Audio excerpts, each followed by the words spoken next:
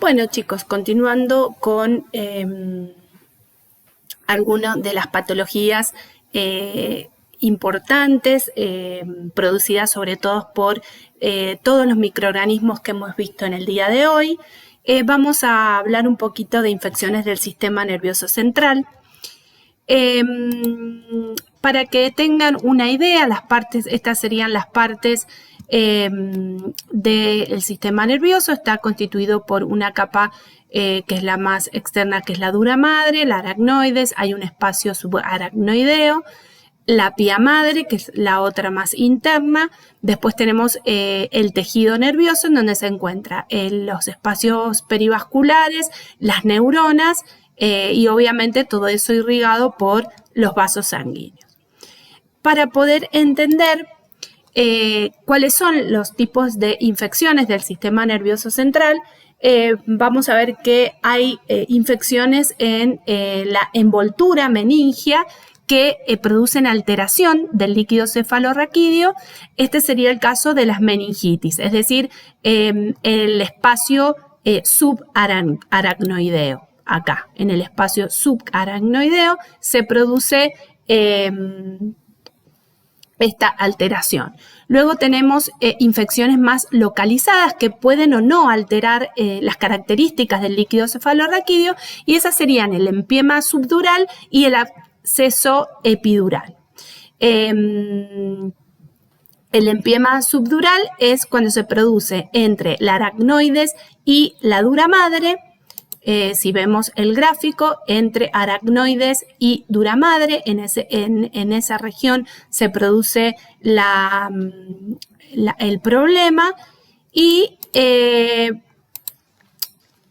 el absceso epidural es entre la dura madre y el hueso, ya sería en la parte más superficial. Luego hay infecciones en el parénquima cerebral, y ahí tenemos las encefalitis, que generalmente son de origen viral, y los abscesos cerebrales, que ya vamos a ver cuáles son los microorganismos que más comúnmente lo producen. Entre ellos anaerobios, Streptococcus grupoviridans, parásitos. Estos abscesos pueden o no alterar las características del líquido cefalorraquídeo, y lo que sí es importante, que el cultivo del líquido cefalorraquídeo puede ser negativo. Bien, las infecciones del sistema nervioso central, las más comunes son las encefalitis, cuando hay infección del parénquima cerebral, meningitis, infecciones de meninges, y mielitis, infecciones del tejido de médula espinal. En el caso de los abscesos cerebrales, que son los procesos supurativos localizados en este parénquima cerebral, estos abscesos pueden originarse por vía hematógena. En ese caso van a ser múltiples los abscesos, y sobre todo se producen pacientes con cardiopatías congénitas o con sepsis. Otro de los abscesos puede producirse por contigüidad. En este caso son únicos y se producen en pacientes, por ejemplo, que tienen una otitis media aguda o crónica, una mastoiditis o infecciones odontológicas, también en este caso, y en casos también por invasión del sistema nervioso central, por traumatismo o por cirugías, también pueden formarse estos abscesos cerebrales. ¿Cuáles son los agentes etiológicos más comúnmente? Pueden haber múltiples, como los streptococos aerobios y anaerobios, bacteroides, Staphylococcus aureus, Escherichia coli, Proteus, Pseudomonas, Haemophilus y Streptococo, pero los más comunes son Cándidas, Aspergillus, Toxoplasma y Trypanosoma cruzi. Bueno, las vías de ingreso para meningitis tenemos vía hematógena, que es utilizada comúnmente por bacterias, por enterovirus, citomégalos, parotiditis, adenovirus y arbovirus. Nerviosa, como el caso del virus del herpes simple y de la rabia, o por una inoculación directa a partir de un traumatismo, que puede ser también accidental, a través de una cirugía. ¿Por qué ¿Cuáles son las causas de que se produzca la multiplicación y la diseminación de los microorganismos en el sistema nervioso central? Pasa que el sistema nervioso central es un compartimiento que está secuestrado, es decir, está delimitado y no tiene un mecanismo de defensa muy rápido y sencillo. Entonces, posee un bajo nivel de complemento y una sustancia que a su vez lo inactiva y por lo tanto, la fagocitosis y la lisis microbianas están muy restringidas y son muy complejas en el líquido cefalorraquídeo, en el cerebro y en la meninges. De ahí que se multipliquen rápidamente y se diseminen rápidamente las bacterias. ¿Cómo las clasificamos? Las meningitis hay diversas maneras de clasificarlas, por ejemplo, según la presentación clínica en agudas, subagudas o crónicas. Llamamos agudas cuando los síntomas aparecen en menos de 24 horas, las subagudas cuando los síntomas aparecen entre 1 y 7 días y las crónicas más de 7 días. También las podemos clasificar por etiologías como viral, bacterianas, micóticas y parasitarias o por la epidemiología en epidémicas y en esporádicas. Si vamos analizando los agentes etiológicos en pacientes inmunocompetentes, vamos a ver que van variando según la edad. Así, en los recién nacidos y lactantes menores de 2 meses, tenemos Escherichia coli, Streptococcus agalactiae, Listeria monocytogenes, herpes simple tipo 2, con un predominio de los Streptococcus agalactiae. En menores de 5 años vamos a encontrar a Haemophilus influenza y Neisseria meningitidis, el meningococo como predominante, ya que la Haemophilus influenza con la vacunación ha disminuido prácticamente a 0. Entre niños entre 5 y 10 años, el que predomina es la Neisseria meningitidis.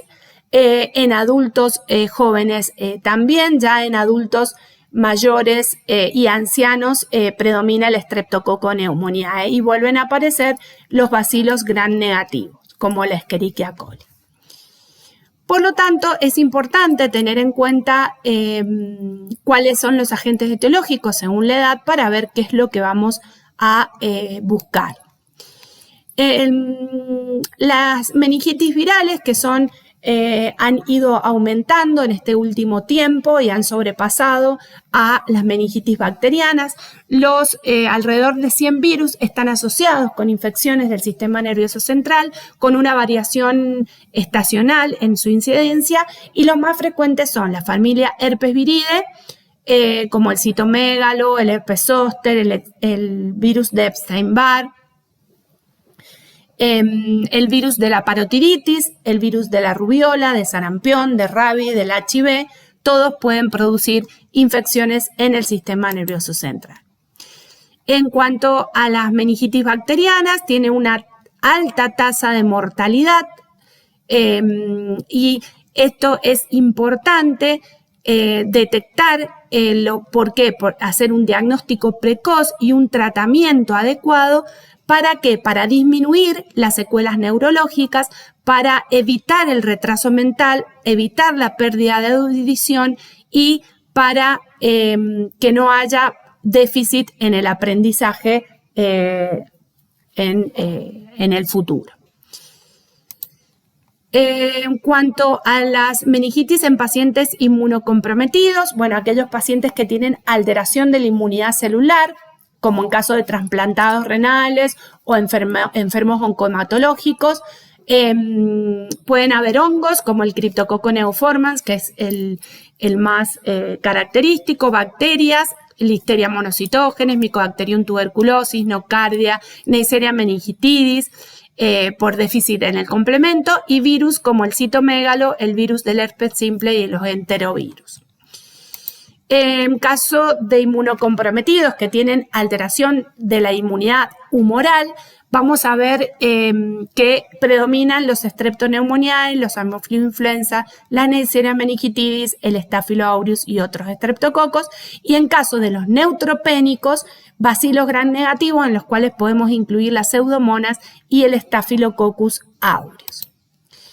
En caso de pacientes inmunocomprometidos con HIV-Sida, podemos tener también una variabilidad de microorganismos. Entre los parásitos predominan el Toxoplasma gondii y el Trypanosoma crucis y la Cantamoeba. Entre los hongos el Cryptococcus neoformans y entre las bacterias Mycobacterium tuberculosis, Mycobacterium avium intracelular, bacterias encapsuladas, Treponema pallidum, que es el agente etiológico de sífilis, y dentro de los virus, herpes virus, citomegalovirus, herpes zóster y HIV. Bien, también podemos hablar de meningitis aséptica, cuando tiene también un comienzo agudo con signos meningios y pleocitosis a predominio de mononucleares, con ausencia de agentes etiológicos, de todos los agentes etiológicos mencionados, de curso benigno, hay menor compromiso sensorial, y las causas más frecuentes de estas meningitis asépticas son los virus o las no infecciosas causadas por tumores o colagenopatías, y afecta principalmente a niños y a adolescentes.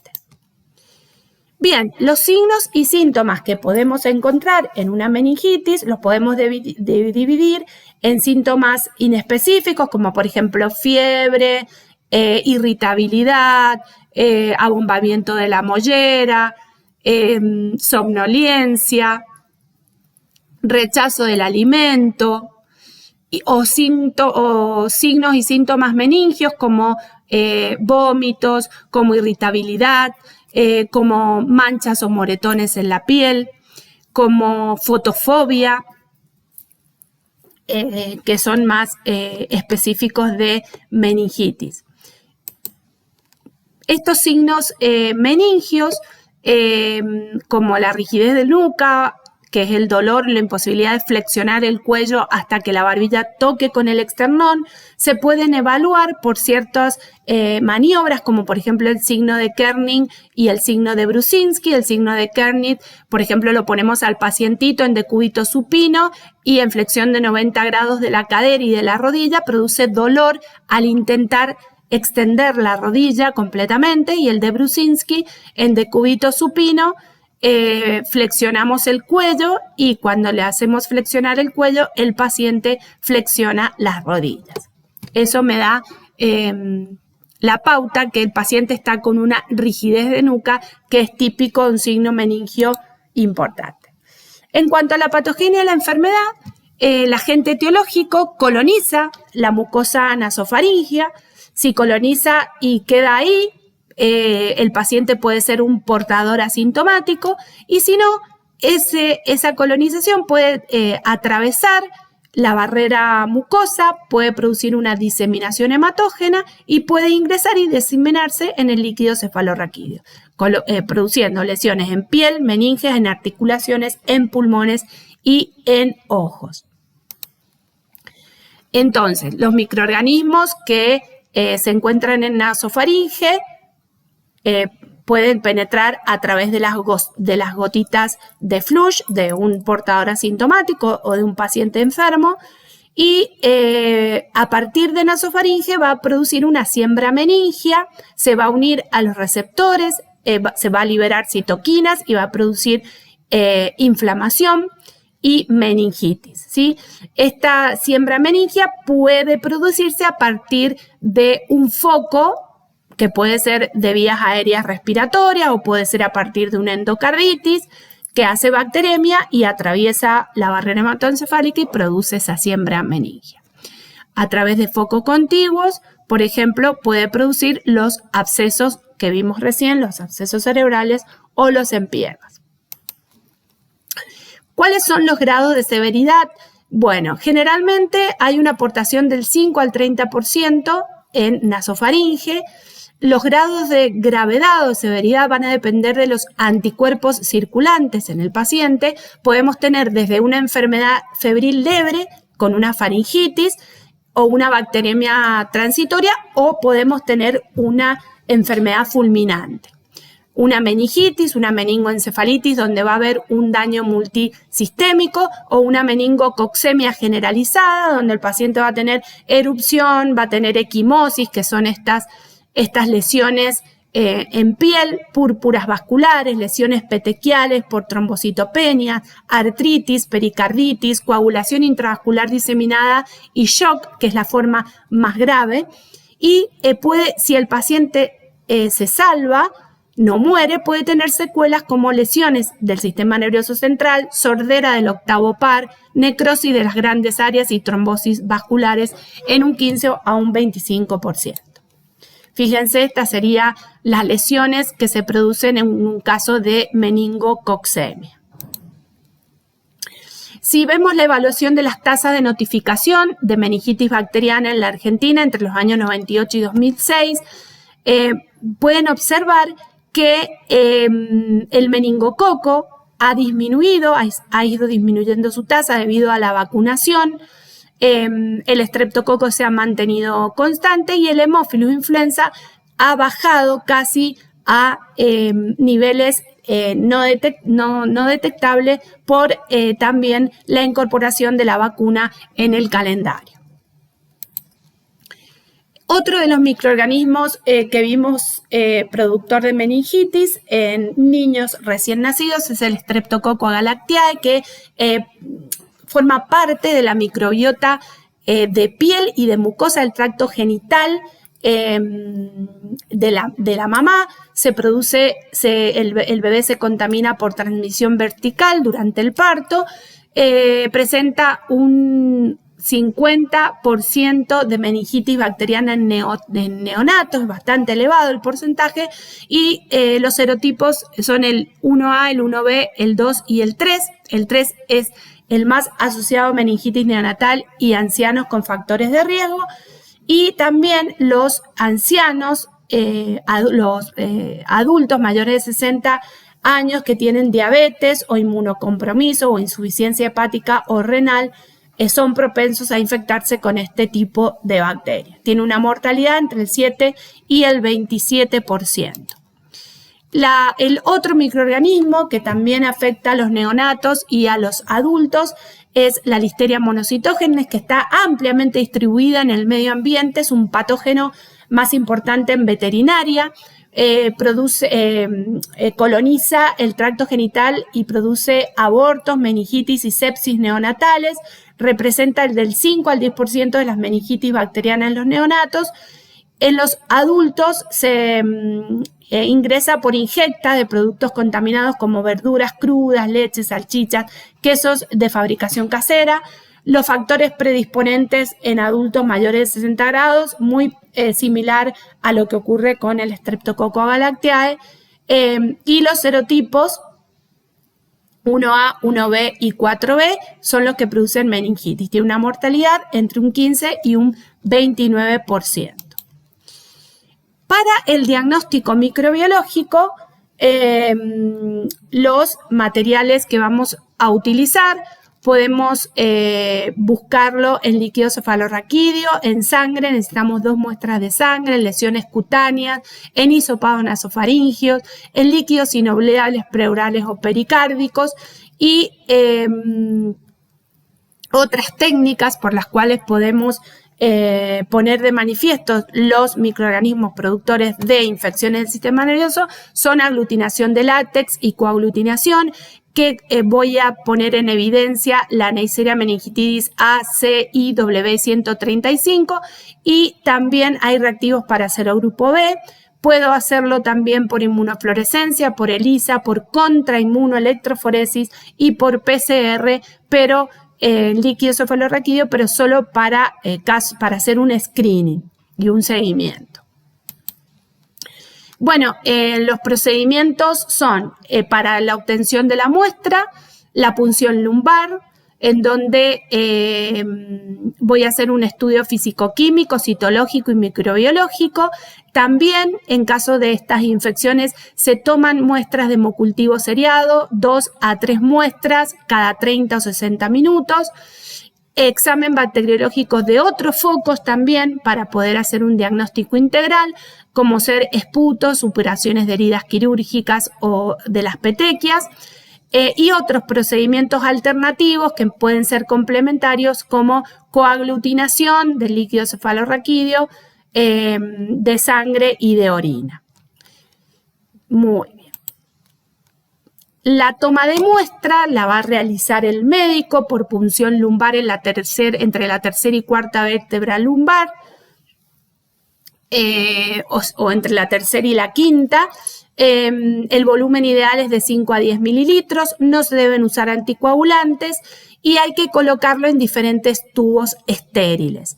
Necesitamos como mínimo 3 tubos. En el primer tubo vamos a hacer determinaciones químicas, en el segundo tubo el cultivo, que tiene que tener unos 3 a unos 5 milímetros, y en el tercer tubo estudios citológicos. Para anaerobios y parásitos debemos investigarlo solo en los abscesos o biopsias cerebrales. Bien. Acá, en cuanto a la toma de muestras, ustedes como enfermeros van a hacer un acompañamiento del paciente. Si el paciente es un paciente ambulatorio que va a quedar un día internado en observación, ustedes van a hacer todo la preparación prepunción, es decir, van a ubicar el área de punción, le van a colocar una crema anestésica, que lo van a ver en los videos que le hemos puesto en las actividades, para prepararlo para llevar a quirófano y que el médico realice la punción. En cuanto al transporte y conservación de la muestra, es muy importante que ustedes como enfermeros tengan en cuenta que la muestra debe ser enviada en forma urgente al laboratorio, ya que es una urgencia microbiológica. No debe colocarse en la heladera porque en Neisseria meningitidis es muy lábil y el microorganismo puede ser afectado, excepto si la muestra va a ser tomada para estudio virológico, en donde sí debemos refrigerarla. Y en el protocolo de pedido debe figurar a qué hora fue la extracción. Esto es muy importante para ustedes tenerlo en cuenta. Cuando hay una punción traumática, la tengo que diferenciar de una hemorragia subaracnoidea. ¿Esto cómo lo voy a hacer? Porque voy a ver que los tubos se va aclarando. Si la punción es traumática, va a aparecer sangre en el primer tubo, pero a medida que voy sacando los demás tubos se va a ir aclarando. En cambio, cuando hay una hemorragia subaracnoidea, perdura esa sangre. El líquido, si tenemos que ver si el sobrenadante es límpido y coagula a 37 grados, si hay aclaramiento durante la punción. Tenemos que ver si hay xantocromía, evaluar dentro de la hora de extraído el líquido cefalorraquídeo, y si los glóbulos rojos están crenados, no es un signo patognomónico de una hemorragia subaracnoidea. Entonces, evaluar la xantocromía, o sea, el color rojo del líquido, rojo amarillento, que no coagule a 37 grados y que no haya aclaramiento. En ese caso, para poder diferenciar una punción traumática de una hemorragia subaracnoidea.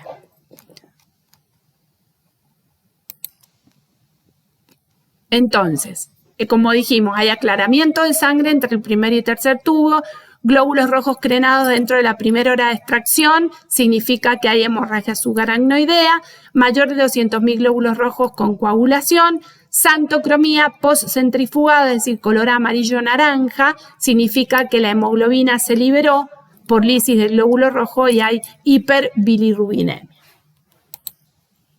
Otras técnicas diagnósticas, aparte de los cultivos, es los métodos moleculares por PCR, que permite cuantificar el ADN en líquido cefalorraquídeo, diagnóstico de meningitis virales, diagnóstico de meningitis tuberculosa, PCR bacterianas de amplio espectro, útil en pacientes que ya tienen tratamientos antimicrobianos. Bueno, este sería el flujograma de diagnóstico, que lo tienen en la guía de trabajos prácticos. Acá pueden observar los 3 tubos y para qué se utiliza cada tubo, y de ahí van a ver cómo se procesa el líquido cefalorraquídeo para cultivo, cuáles son los medios de cultivo que se utilizan. En general, como el líquido cefalorraquídeo es un líquido estéril, que ya lo vimos cuando vimos Neisseria, lo vamos a sembrar en agar sangre y en agar chocolate. No necesitamos el agar Taller-Martin, que es un inhibidor, ya que la muestra es estéril. Estas serían las características del líquido cefalorraquídeo según la etiología. Lo importante es que tienen que saber que un líquido cefalorraquídeo normal es límpido como cristal de roca, que tiene pocos leucocitos, entre 4 o 5 células, que tiene una glucorraquia entre 50 y 75, una proteinorraquia entre 15 y 45 y que no tiene agentes etiológicos, obviamente es estéril. La tenemos que comparar con las bacterianas, que son turbias y purulentas, y las meningitis micóticas, que pueden tener líquido límpido también, como las virales. Entonces tenemos que comparar. Vamos a tener variaciones en unas y otras de las glucosas y de las proteínas. La profilaxis, existe profilaxis con rifampicina, que me va a erradicar el estado de portador, pero el inconveniente es que provoca una selección de cepas resistentes, obviamente. Los individuos que están en riesgo para ser tratados con rifampicina son niños menores de 6 años, convivientes, reclusos, personas en contacto directo con enfermos. Tratamiento. Existe, o sea, en la última década se han comunicado cepas con una sensibilidad disminuida a la penicilina. En Argentina este fenómeno ha ido creciendo, pero se prefiere el uso de cefalosporina de tercera generación durante no más de 7 días y también vancomicina. Y, por supuesto, que existen para las meningitis bacterianas vacunas. Hay muchos tipos de vacunas que son, en caso de las antineumocóxicas, por ejemplo, solo se indica en ciertos tipos de casos, como ancianos mayores de 65 años y esplenectomizados, por ejemplo. También tenemos en vacunas antimeningocóxicas, vacunas anti-Haemophilus, que tenemos una que han dado muy bien, aplicable conjuntamente con la DPR y la Sabin, cuádruple DPT más anti-Haemophilus B, difteria, tétano, pertusis y más Haemophilus B. Ya la vamos a ver más adelante. Fíjense el meningococo en la Argentina, cómo ha ido creciendo en el 2016. Estos son reportes del 2016, en donde el 55% de casos de meningitis por meningococo aumentó el tipo B, pero la vacuna contra el meningococo B recombinante no está incluida en el calendario nacional. Existe, se puede comprar para colocarla, pero las que están las vacunas que están en el calendario son las que tienen las cepas, estas que son las que más han estado circulando. Entonces hay una vacuna a meningococo B, que es la Bexsero, vacuna meningocócica multicomponente, que está autorizada por la UNMAT y contiene 4 proteínas diferentes de la superficie de la Neisseria meningitidis grupo B. Es una herramienta de prevención fundamental contra meningitis y contra la enfermedad invasiva por meningococos. La vacuna está producida mediante tecnología de ADN recombinante y absorbida en hidróxido de aluminio. Entonces, aprobó la vacunación contra el meningococo B para todos los niños a partir de los 2 meses de edad y se administra por vía intramuscular, pero no está incluida en el calendario. Fíjense cuál es la recomendación. En pacientes de 2 a 5 meses son 3 dosis, con más de un mes el intervalo entre dosis. Para pacientes que van entre 6 meses y 10 años, 2 dosis.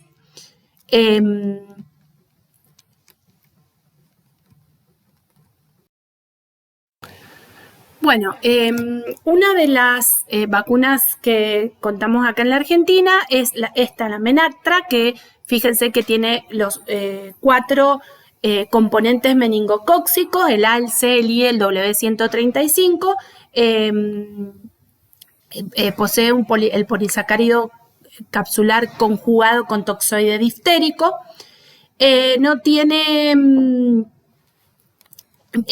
induce esta vacuna, lo que hace es inducir la producción de anticuerpos bactericidas específicos a los polisacáridos capsulares que contiene.